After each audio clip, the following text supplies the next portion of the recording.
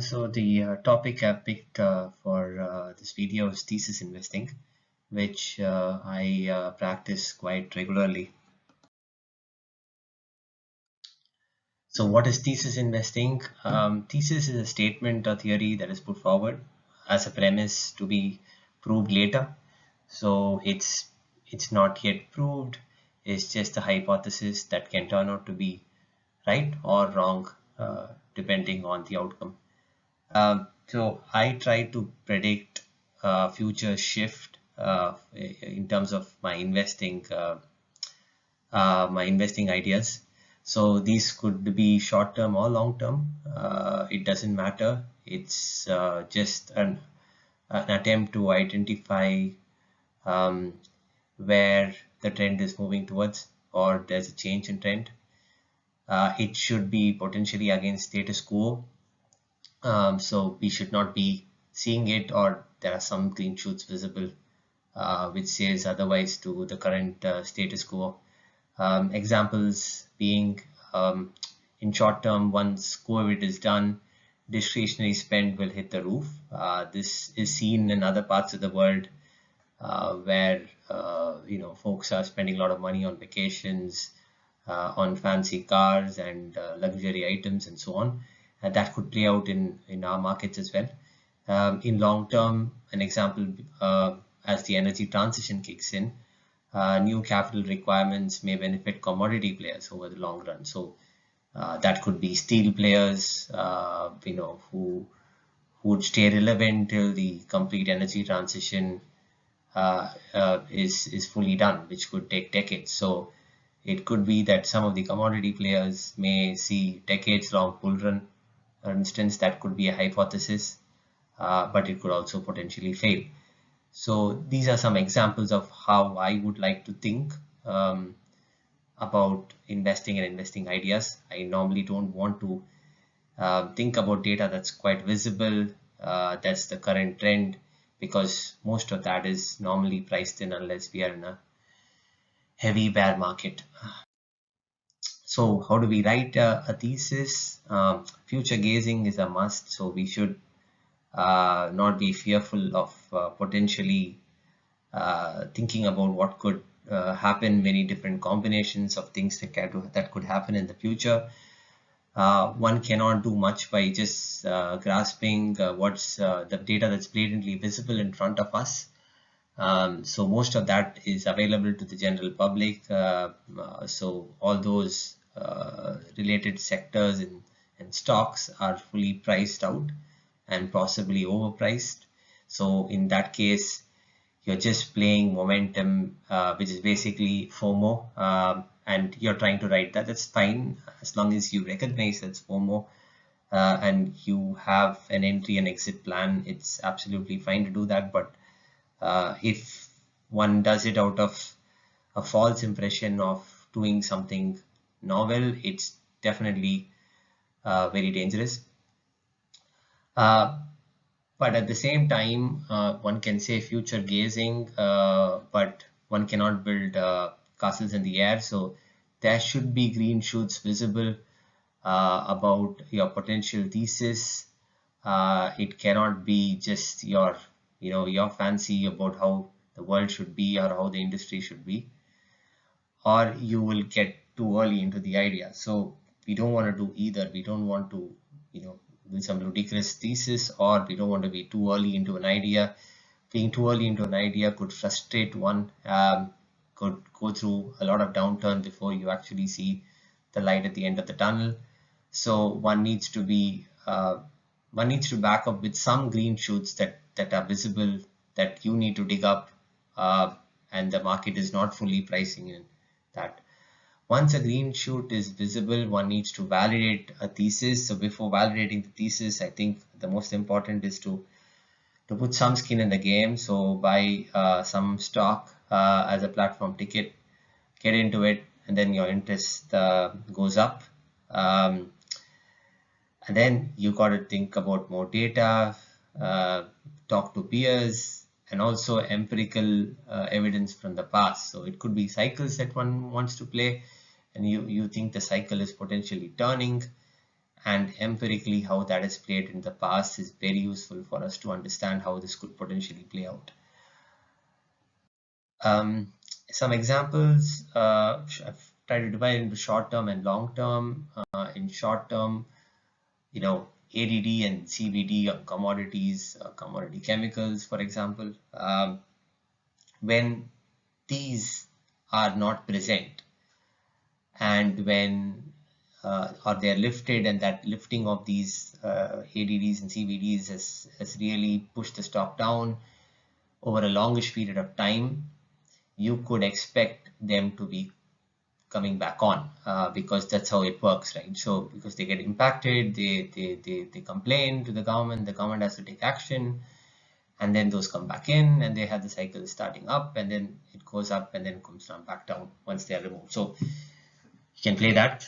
Then pharma post COVID, I think this a lot of people did not believe this when this happened, but it was obvious that any supply chain cannot be impacted post COVID. Nobody cares, but pharma supply chain cannot be afforded to be impacted. So that was ensured by most countries, and the pharma companies probably did not get impacted as much post COVID. Digitalization post COVID, I think this was another important or something that got quite missed by, and that this got reflected in the mid-cap IT companies and how they are played out, and that's played out well. Online gaming post-COVID, so folks couldn't go to the casinos, they had to play online. Retail gambling in the stock market post-COVID, so again, a lot of time, a lot of money that's available for the upper middle class. More demat accounts created, so that played out. Sugar and ethanol, we all know how that played out. So these are short-term things that play out, and then in long term, some examples of embedded software gaining a lot of importance over the last decade. Alcohol consumption, agri theme, FMCG, all these are thesis, right? You could have written at some point of time and try to play it, right? So it's very interesting because it's almost like trying to understand where the trends are towards consumption, towards use of technology, towards any businesses, how they will potentially move. Validation, I think you could use simple technical indicators to validate a potential thesis or a change in trend. As the idea is nascent, long-term charts may not be so promising. In fact, long-term charts are possibly trending down. So it's counterintuitive to say something like a momentum strategy where you're really looking at stocks hitting their highs quite frequently. But at the same time, one cannot see just a falling knife and try to pick a falling knife. So that's going to be really hard. So one needs to validate thesis using possible reversals in price with a lot of volume. Long-term log charts are quite useful in seeing whether there is a big change in trend. I use this inverted head and shoulders quite frequently because that's the first sign of a higher high and higher low with good volume. Works a lot of times. We'll see some examples of these. One example which worked well for me was Tirumala Chemicals.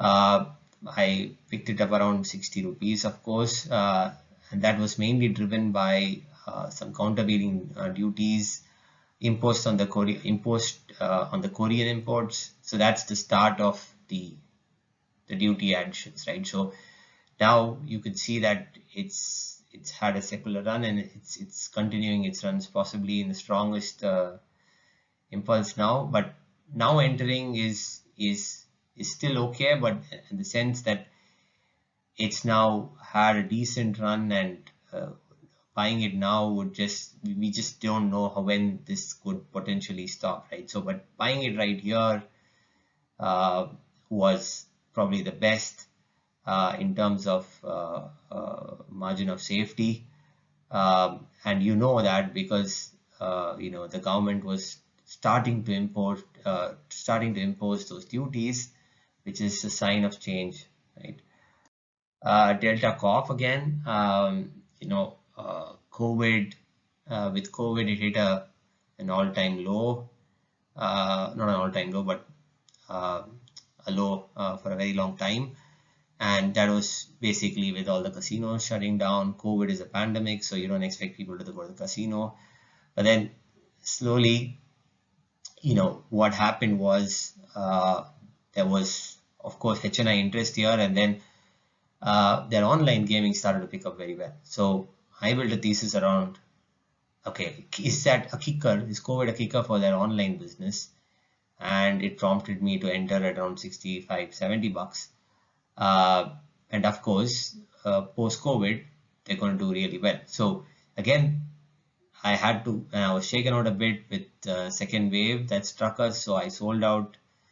But then I still believe this has a long way to go because discretionary spends are going to like skyrocket post-COVID. And you can see a nice inverted head and shoulders forming here with a lot of volume build up here.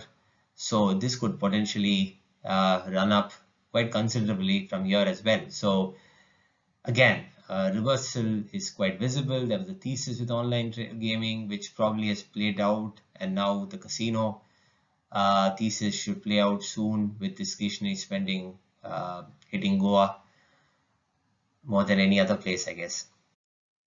Sun TV, this I think is still the nascent stage of reversal. Lot of bad press on how the management quality is poor, blah blah blah, but you can still see the reversal is in place almost. Volume is kicking in. Again, movies are going to go back online and in the cinemas.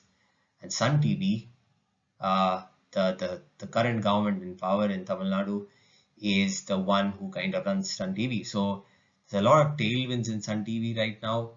And the business, if you look at the return metrics, has been quite reasonable and is a leading media brand in the south. So it's available at pretty decent valuation. Bad press is a good sign because that means it's bottomed out and the reversal is also in play.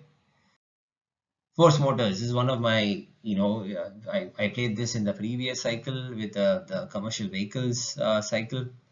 And now it looks like the CV cycle is turning back again. So this is also, clear when Ashok Leyland recently said the same thing about the CV cycle changing. And Force Motors reported spectacular numbers for the last month. So this could be a start of a change. Again, inverted head and shoulders on the long-term chart. A large volume buying that's happened.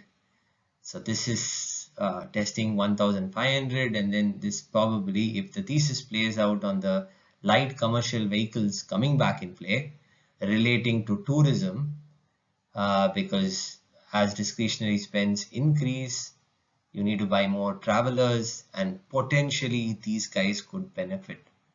Don't know, right? So let's see whether this plays out.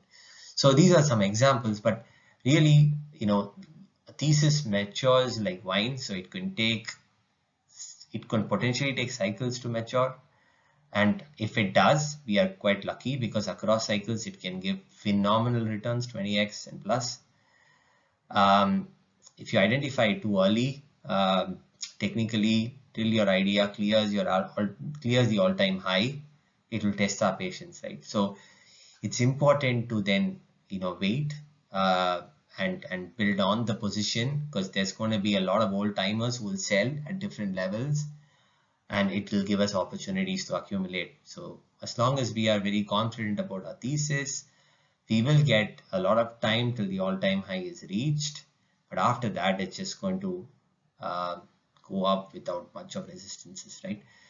But then why not wait till all-time high? So, but the math is not very attractive. It could be, let's say if you take Sun TV in the previous slide, you see that if it goes to the all-time high from here, you're already missing a 3x or something like that, right? So and then the 3x compounds. So it could be a difference between 4x and 16x because non-linearity increases as you get in earlier. So it's very important to therefore get in much earlier than what momentum players get into. The momentum guys give us the returns really, and we should just sit on it till the momentum guys go crazy with it. So all-time high investing is great, like the momentum guys do, but your churn would be more frequent. But here we are not looking at stuff like that where we keep buying and selling stuff unless you can follow the market very closely. But the real challenge is waiting. It's not easy to see your stock crawl up to the all-time high while other stocks are like hitting all-time highs every day because they are well past their all-time high. So you can get into FOMO, but then you would, because non-linearity is not so natural for us to understand, you got to really wait. And when your stock becomes a FOMO stock is when you make all your money because you've invested at quite low levels. And it's important to also understand we are not catching a falling knife. As what we are trying to do is we are trying to identify a stock which changes its slope, right? It's not going downwards anymore. It's consolidated at one level and then it's now trying to make higher highs and higher lows at the beginning. So it's not really catching a falling knife. So in summary, I think to build conviction, you need to build a thesis.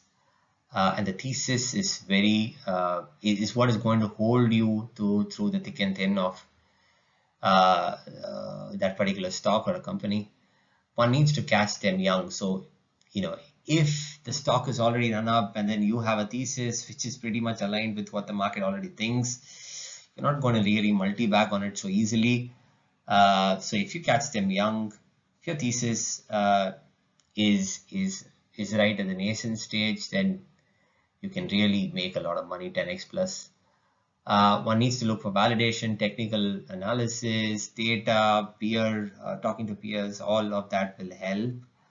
And of course, one needs to write the thesis beyond your imagination because a lot of times we ourselves, if you call yourself a value investor, you think valuing a stock is a science, like it has to get a particular multiple, but things go berserk either direction. So if you're planning to sell a thesis which has actually played out, the company has done well, the cycles have changed, or there is a secular trend, that means then the return metrics have started to come. And once this return metrics start to come, the stock hits highs, and then the momentum players come and they buy at any price, and then you could sell at a decently overvalued level and make quite a lot of money, right?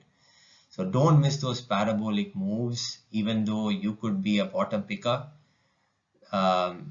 because that's what gives you a great advantage, being a bottom picker, to make those 10x 20x returns, right?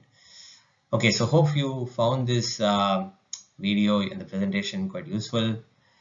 Otherwise, I'm sorry for wasting your time. Thank you.